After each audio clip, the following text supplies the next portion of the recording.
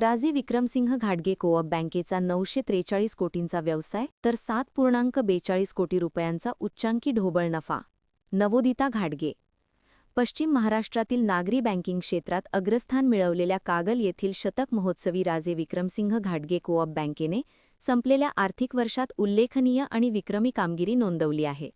बँकेने आपल्या 14 शाखांच्या माध्यमातून तब्बल 943 कोटी रुपयांचा एकूण व्यवसाय साध्य केला असून 7,42 लाख रुपयांचा उच्चांकी ढोबळ नफा मिळविला आहे, अशी माहिती बँकेच्या अध्यक्षा सौ नवोदिता देवी घाटगे यांनी पत्रकार परिषदेत दिली.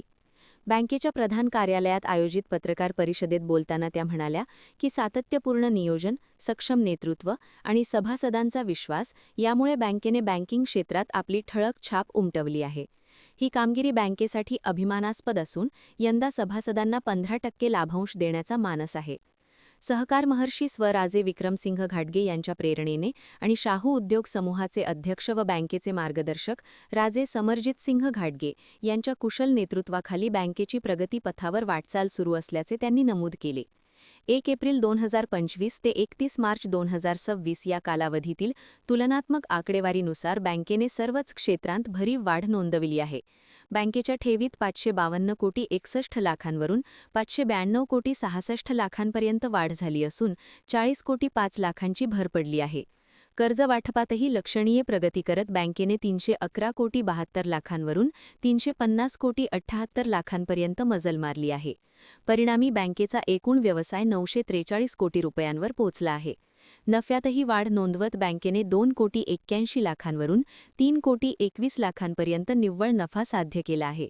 बँकेचे भागभांडवल 5 कोटी 88 लाख तर राखीव व इतर निधी 53 कोटी 97 लाखांपर्यंत पोहोचले असून त्यात 2 कोटी 80 लाखांची वाढ झाली आहे. गुंतवणुकीतही वाढ होऊन ती 260 कोटी 47 लाखांवर गेली आहे.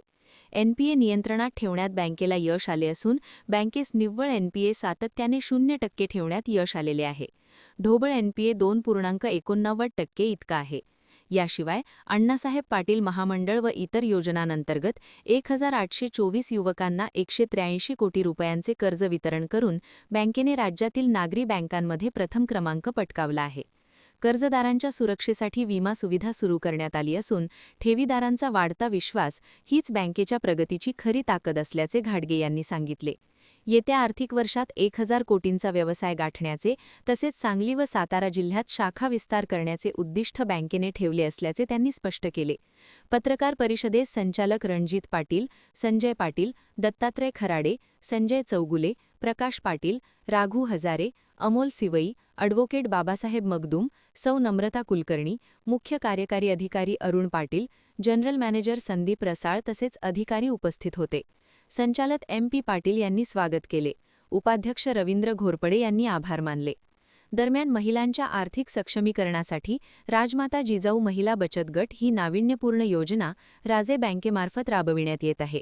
याची माहिती महिलांना देऊन या योजनेतून महिलांनी स्वतःचे व्यवसाय उभा करण्यासाठी माहितीपर स्वतंत्र कार्यक्रमाचे आयोजन करण्यात येणार आहे, अशी माहिती सौ घाटगे यांनी यावेळी दिली.